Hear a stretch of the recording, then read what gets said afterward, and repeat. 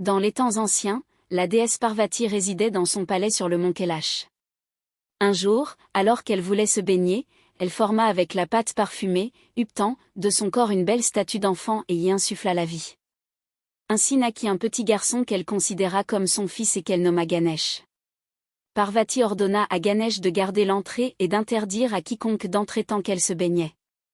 À ce moment-là, le dieu Shiva arriva et voulut entrer dans le palais. Fidèle aux ordres de sa mère, Ganesh l'arrêta. Shiva se mit alors en colère et envoya ses compagnons, les Ganas, pour combattre l'enfant.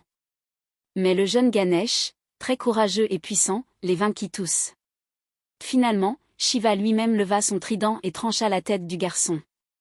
Quand Parvati sortit et vit le corps sans tête de son fils, elle fut accablée de douleur et pleura amèrement. Elle déclara à Shiva que si Ganesh ne retrouvait pas la vie, elle détruirait toute la création. Alors Shiva ordonna à ses Ganas de rapporter la tête du premier être vivant qu'ils rencontreraient, tournée vers le nord. Ils trouvèrent d'abord un éléphanteau et rapportèrent sa tête.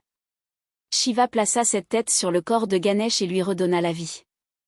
Dès lors, Ganesh fut vénéré comme Gajanana, celui au visage d'éléphant, et comme Vignaharta, le destructeur des obstacles. Il devint le premier des dieux à être honoré, et tous les autres dieux le bénirent en déclarant que tout acte sacré commencerait désormais par l'invocation de son nom.